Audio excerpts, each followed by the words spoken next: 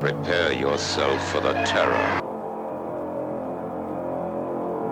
The prison of madness, where few enter and none return. Welcome to Unsung Horrors. With Lance.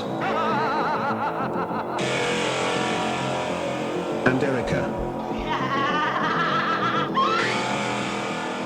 Leave all your sanity behind. It can't help you now. Hello, and welcome to another episode of Unsung Horrors, the podcast where we discuss underseen horror films, specifically those with less than 1,000 views on Letterboxd. I'm Lance. I'm Erica. And Erica. Yes. Do you know what time of year it is? I can't say it. You have to say it. It's No Rules November.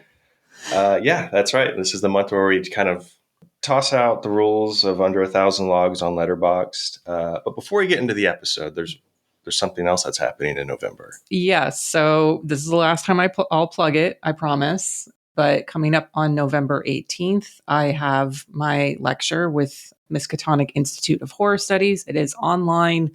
It'll be about 2 hours long. But if you buy a ticket for it, I think they're about $10. You do have access to it for up to a couple days after that, because it's at a weird time. It's like 2 p.m. for US folks. So I hope to see you guys there. The presentation's coming along great. I've been working on it for a long time, and it should be a lot of fun. So hope to see some familiar names in the chat, questions group, whatever, in the Zoom, I guess. So. Yeah, 2 hours is a long time. That's quite a lot of content. Yeah. But yeah, I mentioned it a couple episodes ago too. Everybody should just take a long lunch. Schedule your lunch.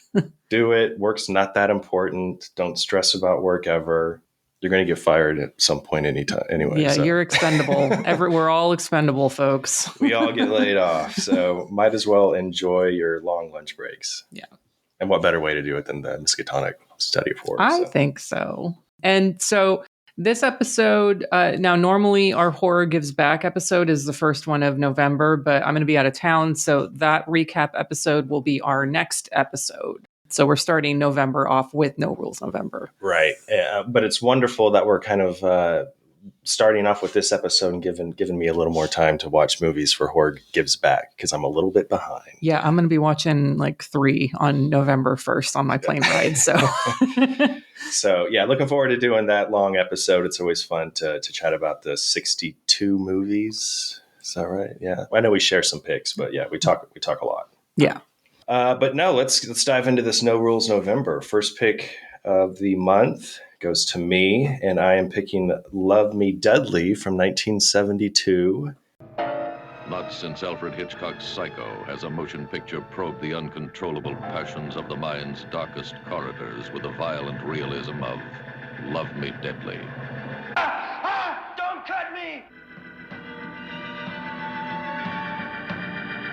Doomed to love only the dead.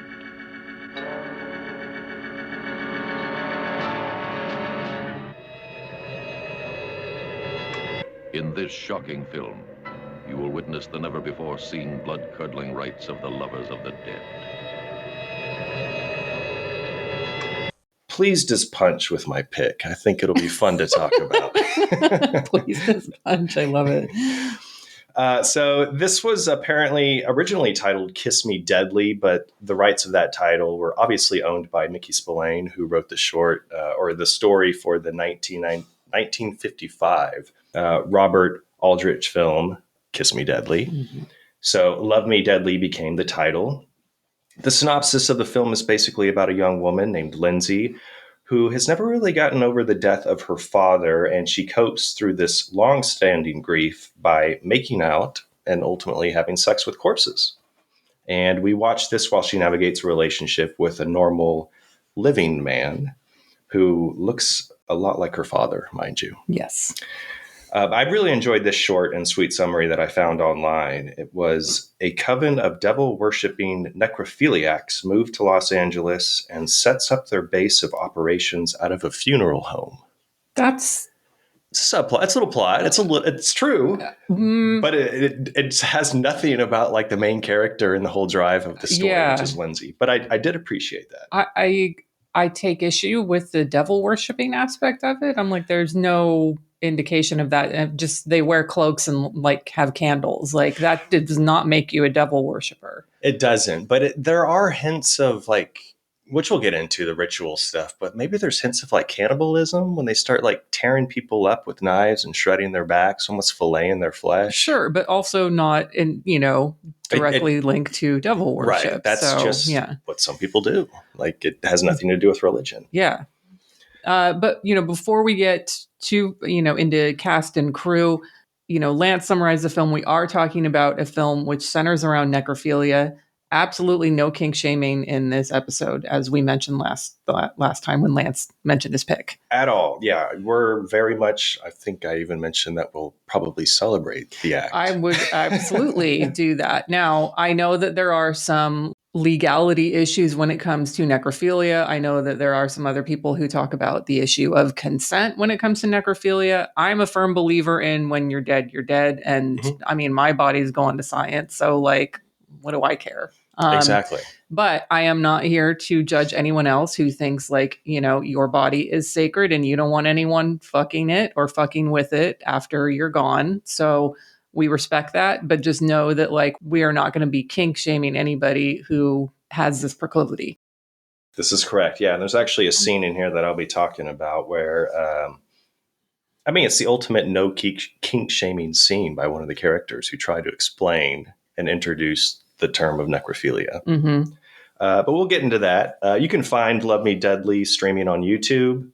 There are also a few releases out there. I picked up the Code Red 2018 Blu-ray release for cheap on eBay. It's out of stock right now on their site, which includes, quote, a brand new 2K scan of the original camera negatives of the uncut version from the 35 millimeter original negatives, unlike the other label who has one 35 millimeter edited print. This Code Red version is authorized by the rights owner. A little passive aggressive, but okay. You know what? That's on brand for Code Red, though. It is, yeah. And the other label they're referring to, from what I could gather, is Shriek Show, who released a DVD back in 2008. What's funny is the Code Red Blu-ray that I picked up, they reused like the special features from that DVD. Okay. Mainly because there wasn't a whole lot out there, and there's a commentary, an audio commentary, which I'll be sharing some tidbits from the producer Buck Edwards, who passed away shortly after that Shriek Show release. So there was not a whole lot of cast members. Okay. So let's start with the crew. This is written and directed by high school drama and English teacher Jack Lacerte. This is his sole writing and directing credit. He also has one acting credit. He plays the handsome bearded man in the very beginning, before the opening credits, that Lindsay makes out with in the casket. He's the bearded guy. Oh. Okay. So lucky for him, he gets to kick off the movie, making out with Lindsay. Is it Jack or is it Jacques? It's it's spelled Jacques, but he went by Jack. Oh, okay. So I guess I should have said that. Yeah, it's spelled like Jacques, Jacqueus. Okay. But he went by Jack. Okay. So Jack Lacerte. There's not a lot about Lacerte out there. I did find a short bio on him on the official Morningside High School page, which is where he taught high school in Inglewood, California. And it reads, born May 24th, 1928 in Arkansas, Jack received his associate bachelor's and master's degree from USC. He was married but later divorced Erica Lacerte. They had one son, Lance. Oh, my God. Wow. Who, as of this writing, is a doctor of psychology in Colorado. Jack started at MHS in 1961, replacing Ken Ton as drama coach. Through the years, he also taught stagecrafts, English, and humanities. He left MHS in 1966 to go on sabbatical, but returned again in 1969, where he remained until 1972. He left to concentrate on writing and directing his first feature-length film, Love Me Deadly, starring Lyle Wagner and Christopher Stone. He died November 3rd, 1988 in Los Angeles. I'm kind of surprised that they give the Love Me Deadly credit on the official high school bio. Because if anyone is on the reunion committee looking them up and is like, oh, what's Love Me Deadly? Is that like the Mickey Spillane? Is it related to that? And well, yeah, they're all Lyle Wagner. What, from the Carol Burnett show? Okay, this is going to be really good. The music's good. Maybe they'll play that at reunions, which we'll get into the songs. You Yeah. can slow dance to these songs. So most of the crew are all pretty much just one and done, with Love Me Deadly being their only credit. A few of the crew members have other credits, which I'm just going to go over them specifically. Producer H.B. Halicki, he was a stuntman turned director, and he went on to write and direct Gone in 60 Seconds in 1974. He was killed while performing a stunt for his sequel, Gone in 60 Seconds 2, in 1989. But we love stuntmen turned directors. Yeah. Editor Leo H. Shreve, he edited Curtis Harrington's Queen of Blood and Voyage to the Prehistoric Planet from the mid-60s. The makeup in Love Me Deadly was handled by Al Fleming and Bob Westmoreland. Fleming also did the makeup for Burnt Offerings, which is a banger. Mm-hmm. Sam Peckinpah's The Getaway. Steve McQueen. Westmoreland did the makeup for a few Spielberg films like Close Encounters of the Third Kind, 1941, and his Twilight Zone movie segment. Westmoreland also did Invasion of the Body Snatchers, 78. Friday Foster, which when we talked about with Lars, he was just like, Pam looks better than she ever has. And he's not lying. No, absolutely. I love Friday Foster. Yeah. There's one other film that Fleming did, though, that I can't remember if we talked about it in a previous Horror Gives Back episode, or maybe it was Junesploitation, or maybe it was no, it wouldn't have been when Amanda was our guest, but it was A Name for Evil from 1973 with Robert Culp. Oh, yeah. Where he shows his cock. That's the cock. That's the Culp cock. Like, that's where that originated from for our Discord folks. And which is very fitting because we have cock shots in this as well. Full frontal nudity. Mad Love respect. It. Yes. Always respect when it's male and female. Yes. Another thing about both these makeup guys is they play, respectively, dead men in this movie. Buck Edwards, a producer on the audio commentary, he was very confused. He thought, like, the main actress, which we'll get to in a minute, Mary Wilcox, he's like, this was like her last movie. This was all she ever did. And that's not true. Like, he was very confused. But he did say, and he believed that one of the men who has his nose smashed in the coffin was Al Fleming. Oh, okay. And then Westmoreland was another one where she goes to where she has like the individual session with the dead body in the funeral home. That's Bob Westmoreland. Okay. Actually, a lot of the crew just kind of popped up in this film. Like he said, the party scene in the beginning at Lindsay's was pretty much all the crew members, like camera operators. H.B. Halicki was there. Al Fleming, Westmoreland. They're all just walking around the party. Okay, so the last crew member I really want to bring up is Phil Moody, who did the score and soundtrack. He wrote the original songs in this film, one called Love Me Deadly, which plays over the opening credits. It's a full 4 minutes. Feels like a James Bond original song opening or something. And then another song titled You're Something Special. He also wrote original songs for films like Paris Follies of 1956 and Three Nuts in Search of a Bolt, starring Mamie Van Doren. Oh. But the original songs in this movie are sung by a performer named Kit Fuller, who also sings a song in the Saturday the 14th horror comedy sequel. Saturday the 14th Strikes Back. I refuse to watch it. I've never seen it. I've never seen either, honestly. But, like me, Joey from the Trash Mex podcast, I saw in his review on Letterboxd, we're big fans of original songs and soundtracks and movies. He said there's a 45 of the Love Me Deadly song out there. I believe it. So I'm sure the other side is You're Something Special. Yeah. But I'll probably close the episode out with that. Okay. So what I want to know, did Kit know this song was for this movie? I don't know. I didn't find that information. I would imagine. Because, like, there's no...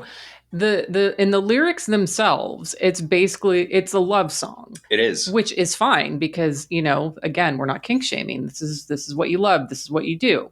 But I was, one of my first notes in the opening credits was, does she know that this song is for this movie?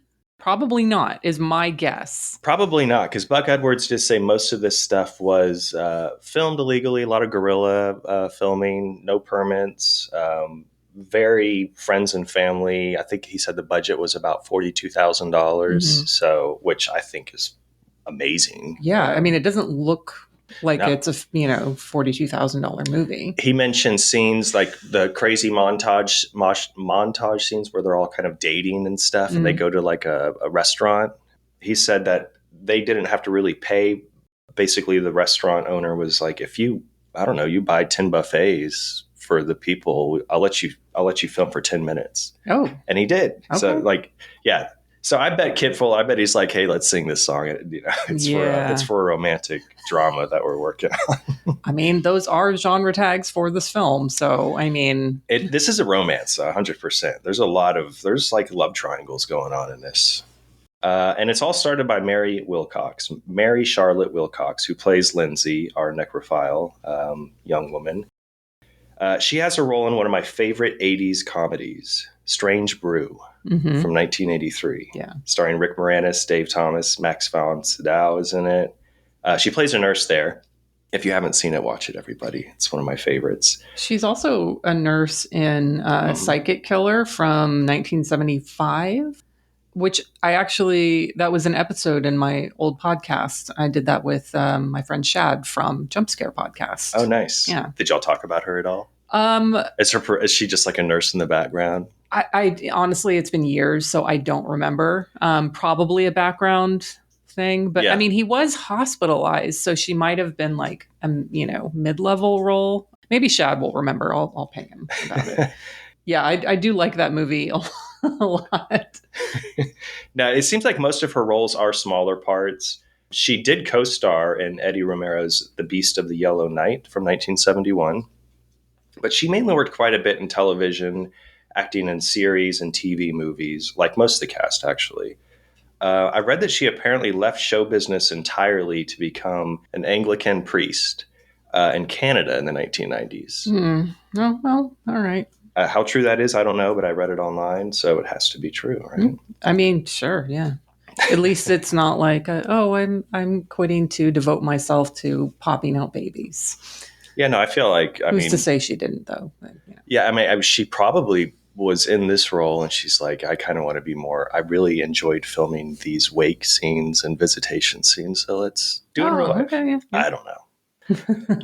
Okay, next is art gallery owner turned husband of Lindsay, Alex Martin, played by Lyle Wagner. He was a television star through and through. Most well known for being the handsome announcer and playing multiple characters on the Carol Burnett Show from 1967 to 1974. But he also played Steve Trevor in the original Linda Carter Wonder Woman television series from 75 to 79. But he was pretty much popping up in every major TV series during the 70s and 80s, playing characters on The Love Boat, Happy Days, Mork and Mindy, Charlie's Angels, Murder, She Wrote, The Golden Girls, even popping up in that 70s show episode as Lyle Wagner. Because, he was a star during the 70s. I never watched it. So I couldn't even name that episode, but I saw that he was on there. Yeah. I think it's funny that so last episode, I mentioned some random Fred Olen Ray movie, Wizards of the Demon Sword, that like someone was involved with from that show. I think it was Blake Bonner, the main guy. Yeah. It was in that film. And so is Lyle Wagner. He is in this movie. Oh, so was it? There's way too many connections from like not on purpose from last episode to this one. That's funny. He also played Chief Boyardee in Surf 2, the end of the trilogy. That's right. Yeah. And he was in Murder Weapon from 1989, co-starring Linnea Quigley. So mostly, again, kind of like Mary Wilcox, a television actor. Then we have, next in the cast is, I guess, kind of Lindsay's first love interest, the very forceful asshole. It's such a weirard relationship. Yeah. We'll get into it, but yeah. The character's name is Wade, played by Christopher Stone. Yeah. Probably best known as being Dee Wallace's husband, real life husband. Yeah. I think that's his, like, I don't want to say like his claim to fame, but it kind of is. Yeah. You know what's cute is I was looking when I was like looking him up again and looking her up again, I stumbled across this video that was Dee Wallace and Christopher Stone's daughter, who's grown up now, she's probably our age. She has a family, and for Halloween every year, they do like a themed group costume of Dee Wallace movies. So they've done like The Howling and Cujo. That's cool. Yeah, I was like, that's cute. That's really cute. Yeah. There's one movie that Christopher Stone did that I watched. I can't remember what circumstances I was in this world for and why I watched it. And maybe I just randomly came across it. But it was a movie called The Shepherd. And the poster is exponentially better than the movie. And it tries to sell you on like, it's like Top Gun kind of movie, but the guy is in a fighter pilot costume holding the sheep. Was this a Junesploitation? I remember you showing this. Maybe that sounds right. It's probably like a Junesploitation movie, but like the description of the film, and it's directed by Donald W. Thompson, who also directed A Thief in the Night, which are these like Christploitation, like, bow down to Jesus films. Image of the Beast is also has a child kill, so it's great. But yeah. Oh, so you're looking at the poster. Okay. Yeah, that's classic. The shepherd is like a shiny chrome, and he's in a pilot outfit, like a fighter jet pilot, get up holding a fucking Jeep. Yeah, I mean it's so weird, and I love like the description of it is trying to like it is really trying to sell you as like Jesus Christ fighter pilot kind of thing, where it's the description: a father chooses between his enemy and the life of his own son. Bursting with Top Gun action, the shepherd explodes into the lives and conflicts of the men who push the edge of supersonic danger while defending our skies. Isn't God in the sky though? Like, what are they defend? Anyway, the resulting bitterness of a split moment decision. Don't they mean split second? Anyway, I didn't write this. Threatens to destroy the lives of the widowed wife and her young son. Anyway, this movie fucking honks. It's got a great poster, but I mean, if you love your Christploitation movies, I guess it's okay. Yeah, and if you're a Dee Wallace, Christopher Stone complete. Sure, yeah. Another one I recommend is Invisible Mom, which I think I might have watched for Junesploitation. I actually watched the sequel too, which was terrible, but Invisible Mom I actually really like. But yeah, Christopher Stone, like Wagner, was other than being married to Dee Wallace, he was probably most well known as being the recurring character Bill Horton on Days of Our Lives. Over 70 episodes. Mm-hmm. He was a TV star. He was also like he started the new Lassie TV series. He popped up on the A-Team, Fantasy Island, also Murder, She Wrote. So yeah, another TV star. And then finally, there's Timothy Scott, who plays Fred Sweeney. He's the funeral director, leader of the, quote, devil-worshipping necrophiliacs. I need to find out who wrote that. He's another TV series actor, but he does have film roles, including playing Shagbag from the end In the Heat of the Night. He was in Footloose, also in Fried Green Tomatoes. Yeah. He has a lot of small parts in some big movies like Terrence Malick's Days of Heaven, Butch Cassidy and the Sundance Kid, and in John Huston's musical Annie, which I will say, while the original songs are impressive and memorable in Annie, you can't touch the original tunes here in Love Me Deadly. Sure. I'm going to listen to these over Annie. Sorry. That's okay. I mean, that's fine. What's funny to me is that, if you go on Letterboxd and you look up Scott's filmography and you go down to find, because they automatically filter and sort these by film popularity. Right. So if you go down and you find Love Me Deadly, that row has like two other films like that I've seen and I really love. So it's got Lolly Madonna from 1973, directed by Richard Serafian. I think it's got, which Bridges is in it? Jeff Bridges is in it. And it's kind of a Hatfield and McCoy situation. It's really good. Definitely recommend. Yeah, that's what Buck Edwards kept saying, that Scott was well known in Western work. He did a lot of Western movies. Yeah, he was also in The Way West, which Kirk Douglas, Robert Mitchum, Richard Widmark, like, hello, like, that's great. So yeah, I mean, he's in a lot of like smaller parts in like really big films. So to me, like, he's got the best filmography out of anyone in the cast. And I do love this cast, but his character was definitely the best. And, yeah. I felt like committed. Yeah. He looks like a devil worshipping cult leader. Yeah, leader of a cabal. Like, Yeah. and moonlighting as a fucking funeral director. Mm-hmm. Like, yeah. He does. Yeah, he looks like a funeral director. He looks like he should be hired by the tall man.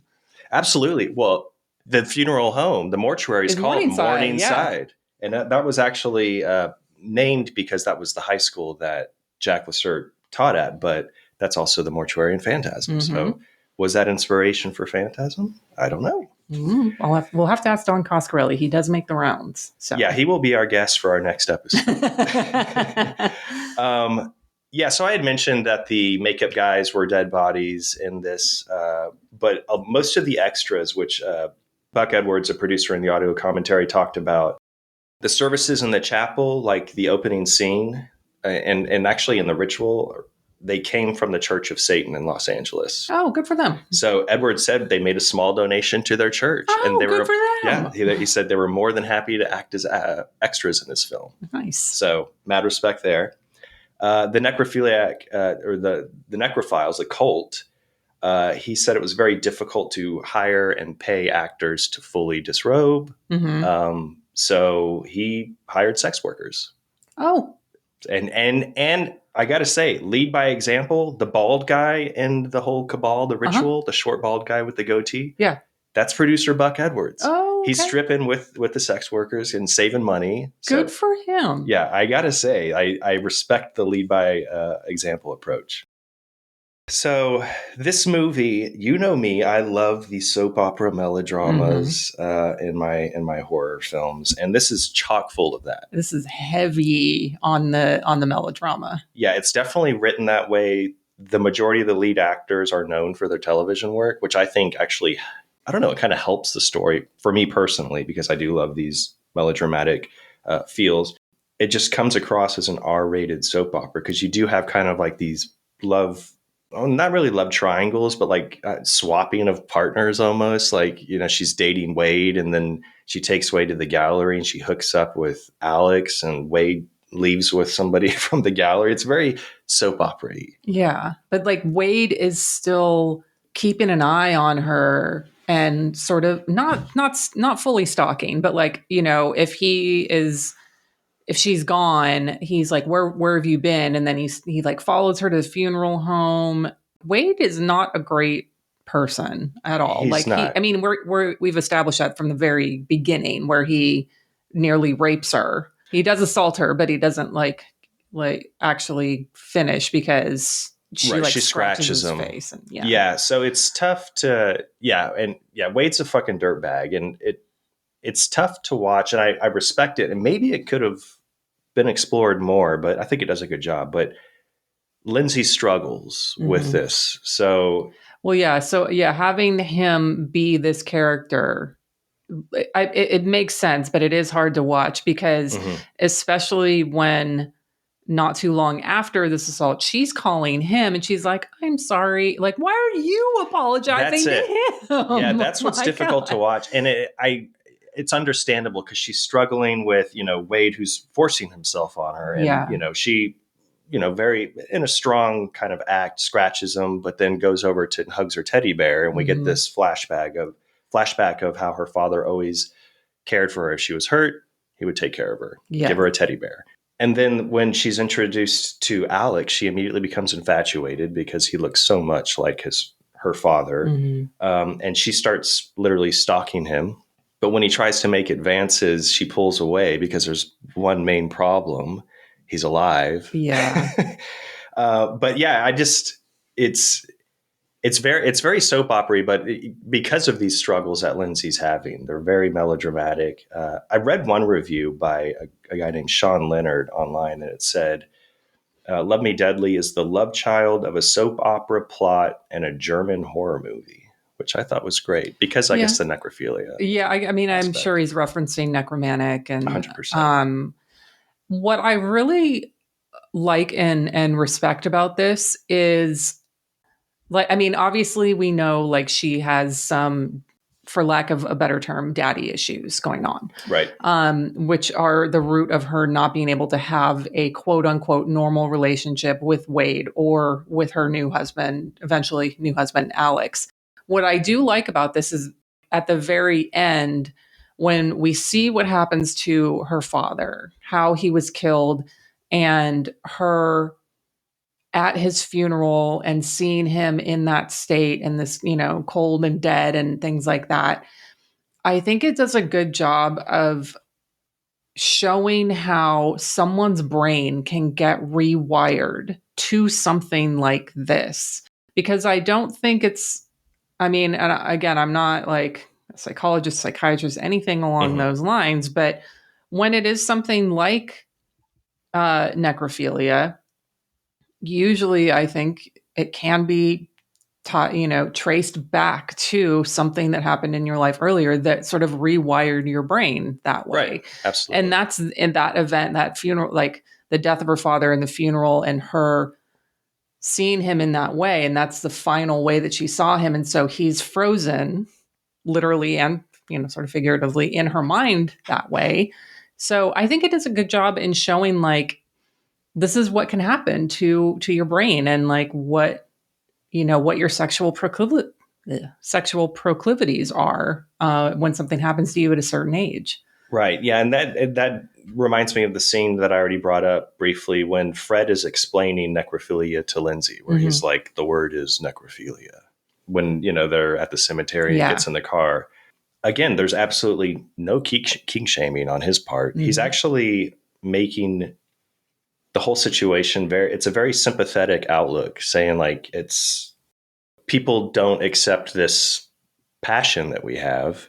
Again, I thought it could be explored a little more, Sure. Even specifically like the cabal or the cult and how that all got together. And I would have liked to see more of their actions. Yeah. But yeah, it's almost as sympathetic, giving the viewer like an understanding of, this is just something that we're going through. It's something that we love to do. And we have to keep it hidden from society because, at this point, when this movie was filmed, it was not illegal, but obviously it's taboo. You're not supposed to have sex with the corpse. Yeah. But yeah, same. I like how it's presented. In this case, it's a very traumatic, we'll just say it right now.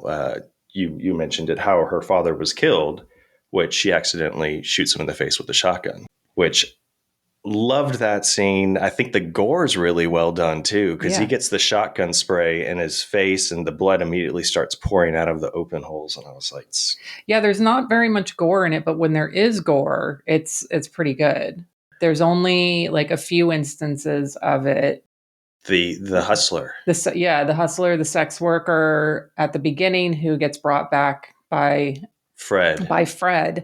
And that scene is so intense. It is. He's like screaming, like, my blood, my blood. I'm like, okay, no one actually would scream my blood. I don't know. When you're like in shock, like I could feel the actor's name is William Quinn. William Quinn, who went on to star in the adult film horror, The Climax of Blue Power.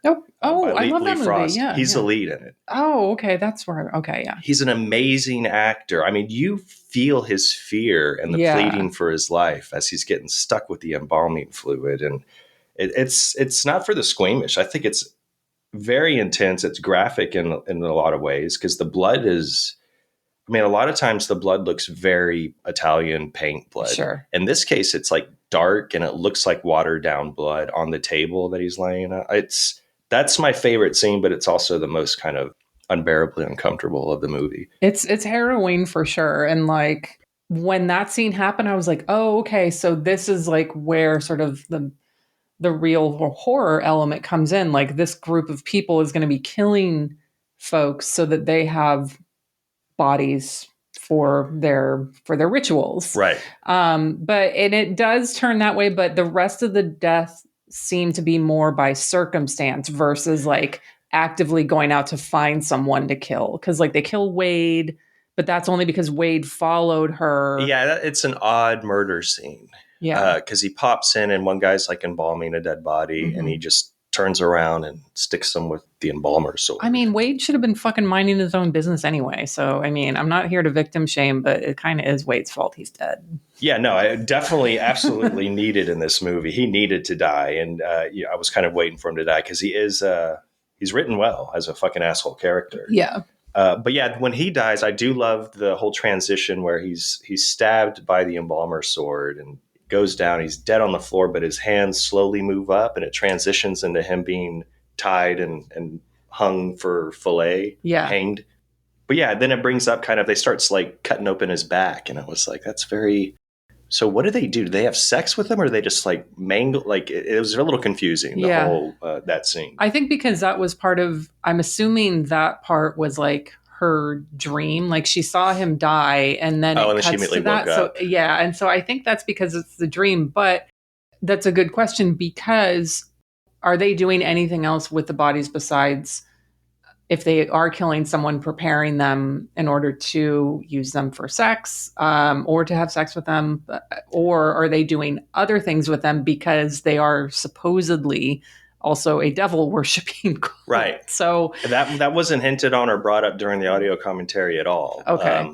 Again, Buck Edwards was like, this is all thrown together. He's like, Jack Lacerte really had no direction. He was an inexperienced person who came up with this script and story. Apparently, they had a falling out, the producer, Edwards and Lacerte, over a payment of like $2,500 where they went to court. But he kept bringing up, he wasn't, during the film, he was like, I really wish you would have done something different here.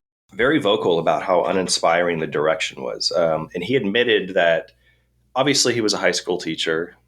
He wrote a good story. He came from a stage director, so his belief was that Lacerte was like, okay, let's put the camera on a tripod and let's let the actors do what they do. Just a straight shot, which you see a lot of that on. Yeah. I did see one scene that I loved, how it was shot, when Lindsay's first approached by Fred and he follows her into the car and they're talking in the car. The camera's in the back seat, and you see in the foreground in the windshield, or in the background, the casket being loaded up in the hearse while they're facing each other talking. I was like, that's a great shot. So he did have like inspiring moments, but Buck Edwards was basically not very interested in Lacerte's direction. And I think that probably goes also with, a lot of the confusing decisions made and what the cult was doing. I don't know. The cult scene was different. Also, I read too, on the Shriek Show release, it was matted to where it didn't show the full frontal nudity.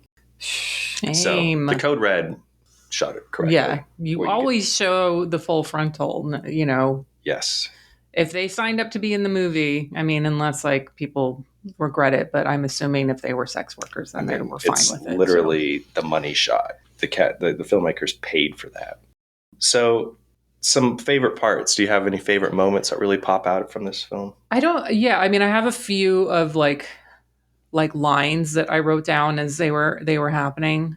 I was trying to come up with a joke for this, but I couldn't. But like when Wade gets killed, and I made like a note. I was like, don't be so fucking nosy, Wade, because like this is the moment where she is finally, like, she's alone with a body, and she's like finally able to be with someone, to be with a corpse. Because she is not into the group sex scene. No. She wants a private session. She wants to be alone with her father in more ways than one, I guess. Yeah. Yeah. So, and I was trying to come up with a joke, and I was like, poor thing was finally getting her cold stones off. And then I was like, that's not it. And then that happened. But anyway, I'll give that a half thumbs up. It's good. Okay. Yeah, this is a little, I'm not at my best right now with the one-liners, but there was another, I think it was Wade, when she had said she wasn't feeling well, and he came over after being like, where were you?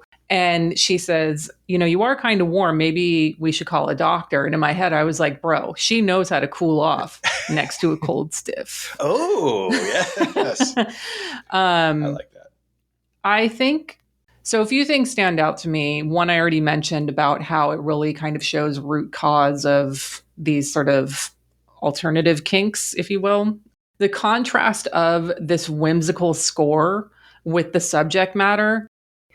If you took out the necrophilia, this is and it's not a huge part of the film at all. Like, it happens in maybe 15 total minutes of the film. Yeah, which is quite significant. It is significant, but if you took that out, you have a completely different film, especially with that score in there. And like when she's on the street and she's they go to the art gallery. Yeah. It's a Phil Moody jingle that Buck Edwards admitted after the first rough cut, he hated the dialogue of like them in the art gallery, them on their dates, them walking in the park. Mhm. So he went to Phil Moody and he's all, throw like a 4-minute jingle over all this. We're going to montage it. And when it pops up, it's like, Yeah. like, I'm so happy. This is perfect. They'll throw in a couple of like voice dubs over it. Mhm. Those scenes make this movie so appealing. It's tonal different. whiplash. Is like that phrase is very much exemplified in this. Some of my favorite stuff that popped up is obviously when she accidentally destroys the nose on the corpse, which is both terrifying, realistic, but very funny. Yeah. Oh, one other quote. Sorry, I didn't mean to interrupt, no. but you probably have this on your list too. So I'm getting in ahead of you. Do it. Something like, did anyone ever tell you what a hot, passionate broad you are? No, I didn't have that one. That's great. And I love how Lindsay meets her future husband at his brother's funeral. Yes. She's getting ready she's waiting for the room to clear out. She's hopefully going to, smash that nose, if you know what I mean. She's going to sit on his face, smash that nose. And Alex is there to view his dead brother's open casket. Mm-hmm. So I have this whole Wedding Crashers canon popped in my head that Alex is actually a Will Ferrell type character, and he's picking up women saying, that's my brother. We should get together and hook up. No. Yeah, that's Wedding Crashers. One thing I do love about Lindsay, though, is how she treats the obituaries or the funeral notices as single ads. Yep. Basically, it says CC DTF, cold corpse, down to fuck. And she's circling that one. All right, that's the unsung horror joke of the year. CC DTF. Lindsay going to these visitations and very bored out of her skull, blowing on her veil, staring at the weeping family members and friends of the deceased, and just like waiting, like, get on with it. I want to fuck. Yeah. I really love that scene too. What are some other ones that I have here that I thought was great? I thought it was very sweet of the cult leader, Fred McSweeney, mailing her that letter and being like, hey, bring a friend if you feel it, uneasy. Yeah, I would be stoked if someone sent me a letter and invited me to a group of people who share my same sentiments. Right. And then being respectful to be like, if you're uneasy, bring somebody. Yeah. Like, I thought that was very respectful. Yeah. And I was like, don't tear that up. Don't call Wade. Go. Yeah, you should be ecstatic that your people are out there. Like, if I got a letter in the mail and it's like, hey, we're a film, group. We like watching kids die in movies. I'd be like, sign me up. I will be there. I'd be so stoked. I feel like because my film passion, whatever you want to call it, I have forced upon other people. I'm like, no, you guys, like, you have to like it. Here's why it's funny. Like, it's not like everyone just naturally was super, like, oh yeah, I'm into that too. Like, there are people out there I know that do have that, but yeah, 100%. But yeah, I was like so happy for him. Like, oh my God, he's so nice. He's sending you a letter inviting him to a little necrophile circle. Like, you should go. Yeah, she doesn't at that point, but. Yeah. And then one more scene that I especially liked was at the very end. We're jumping to the end now. Alex is murdered, her husband, because he walks in on her and she's mounting a dead man and all the ritual. There's a ritual happening. The cult members are around her, just butt ass naked. And Fred, sees Alex has walked in and he's like, oh shit. And he looks at the table and there's all these like dissection tools and they're all sterile looking instruments.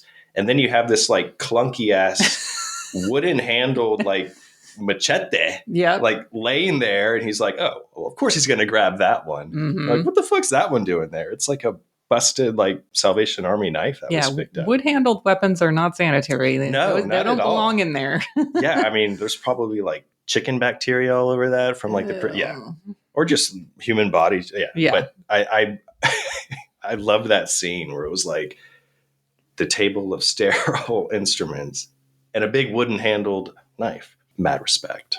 But like the end where Fred actually prepares Alex's body for her, and she is able to like snuggle up with him, and she's finally happy. She's like, I have a like corpse that looks just like my dad. I can snuggle up and, you know, be happy with him. I don't like how she treats Fred in that moment. No. Because Fred is, you know, they all got the same passion, and I think he's overtaken by this handsome man laying on the bed. He's, you know, she's taking her time in the other room. He might as well have at it. Right. Yeah. And then, then Lindsay walks in, busts him over the head with a statue, which poor Fred. He's my favorite. He is my favorite. Yeah. I'm wondering if we're going to have anything else you want to talk about. I'm wondering if we're going to have the same double feature pick. What's yours? I don't know. Mine's pretty like niche. So, or not niche for like, but I'm focusing on like one very specific aspect of the film for the double feature. Oh, maybe we do have it. And we brought it up a couple of times. Okay. We'll see. Okay. I think, you know, you mentioned the whole Morningside thing. So I think Phantasm would be a cute double feature to go with it for that aspect of it. You got the funeral parlor, home, all of that aspect aside from that. But my double feature pick is The Honeymoon Killers from 1970. Okay, so we don't have We the same. don't. All right. That's good. Directed by Leonard Castle, starring Tony LoBianco as Ray and Shirley Stoller as Martha. They meet through a singles ad, much like how Lindsay finds funerals by searching the obituaries, her CCDTF. And then even after Martha discovers that Ray is a con man preying on single women, she marries him and poses as his sister as he continues to con other women. You know, besides like the newspaper ads, announcements sort of connecting these people with their alternative paths to love or whatever, I think they're both sort of John Waters adjacent and would sort of work really well as like these different types of love stories. That's good. What's yours? Okay, this is No Rules November, so I'm picking a romance drama. My pick is the 1996 film Kissed, directed by Lynn Stopkowicz. It's roughly based on the real-life 1979 case of Karen Greenlee. Oh, okay, yeah. Who at 21, she worked as an apprentice embalmer and stole a hearse that was carrying the body of a 33-year-old man. She was arrested and later admitted to having sex with 20 to 40 dead men while she was working at this funeral home. And the movie follows her from childhood into her adult life, providing kind of this innocent understanding as to why she did what she did and why she's into necrophilia. Also, necrophilia, it wasn't illegal in California at the time. So in real life, she got a $250 fine and a few days in jail for stealing the hearse and interfering with the funeral. Yeah, I mean, that's cheaper than most other like hobbies. So. Right. So Lindsay was safe in this movie. If she was arrested, they would have been like, don't do it. Right? Because she didn't commit any crimes. Like just wagging her finger at you. Yeah. Don't do that. But in Kissed, it does a lot what Fred does in Love Me Deadly, I feel like, which is kind of provide the sympathetic overview of the act of necrophilia and what Karen Greenlee herself called an addiction. And she went around and started like writing poetry and stuff and would talk about necrophilia. And she kind of toured the country after she was charged $250 and people knew her case. Obviously necrophilia was made illegal afterwards, but Kissed. It's like a quick, like 75-minute movie. Even better. All right. Last pick of 2025. Yes. All right. So next episode, as I mentioned earlier, is going to be our Horror Gives Back recap. That'll be mid-November coming out. And then I think this will come out, my pick episode will come out like the week of Thanksgiving, probably. We may have a guest. I'm still figuring that out, but we'll see. Cool. But we are going to be talking about Aunt Alejandra, or La Tia Alejandra, from 1979, directed by Arturo Ripstein. This is about, the titular character, Aunt Alejandra. She arrives at her family's home after, she's by herself, and they're like, oh, well, you have to come live with us. Her presence triggers a series of these, sort of supernatural events that are sort of happening all around them. Really, really fell in love with this movie the first time I watched it. It's been on my No Rules November list ever since. So We'll see if we have a guest for it, but I'm excited to watch it. Doesn't matter how many views it has right now. It's still low though. I think it's probably still under 2,000. Yeah. This is available to stream on Akru. I'll put a link in show notes for folks, and I'll put one in Discord when it gets closer. Probably mid-month. I'll put that in there for folks to watch. But yeah, on to Alejandra. Yeah, I'm excited. And this wasn't planned. I had made my Horror Gives Back pick because I was picking a bunch of Mexican horror. Mm-hmm. And I saw Aunt Alejandra, and that's my Sweetest Taboo pick. Oh. So it's on my list. I haven't watched it yet, so I'm glad I can watch that as a Horror Gives Back pick and our next episode. Excellent. Very excited. All right. If you are not already, you can follow our podcast on Instagram at Unsung Horrors. I am at Hex Massacre on Letterboxd and Instagram. I'm El Schibi on Instagram and Letterboxd. Thanks everyone for listening. We'll see you back next episode for our Horror Gets Back recap, followed by Aunt Alejandra. Bye. Bye. I've never loved like this, but you're something special. Never been kissed like this, but you're something special.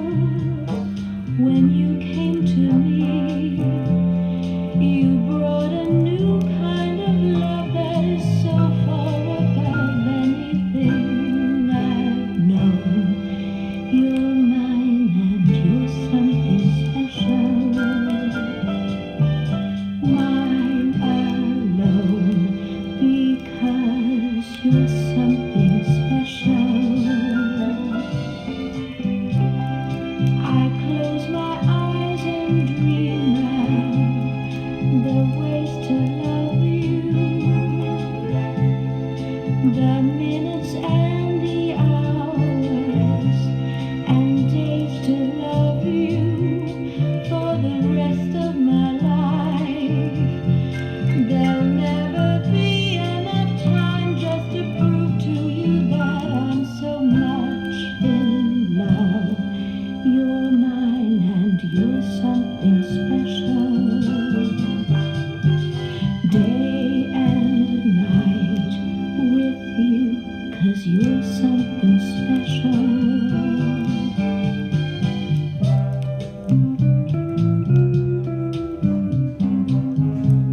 You're something special.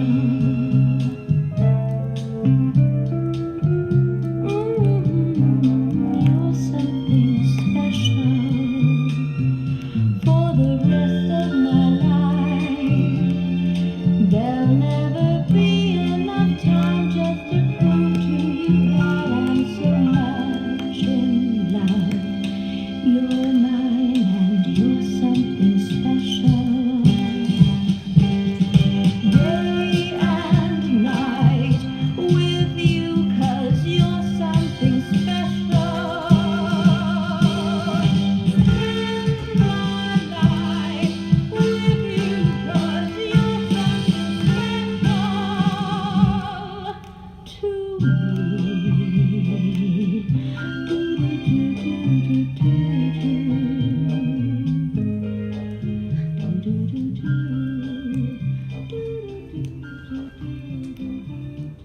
Hello and welcome to Tumbleweeds and TV Cowboys. My name is Hunter.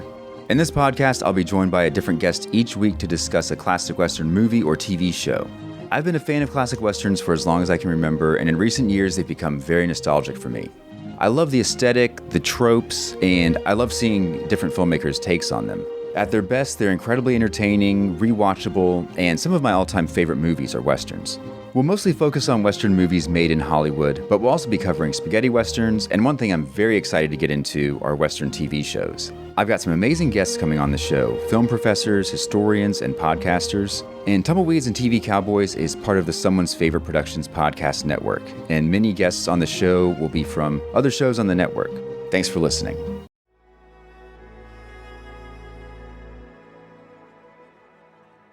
Thank you for listening. To hear more shows from the Someone's Favorite Productions podcast network, please select the link in the description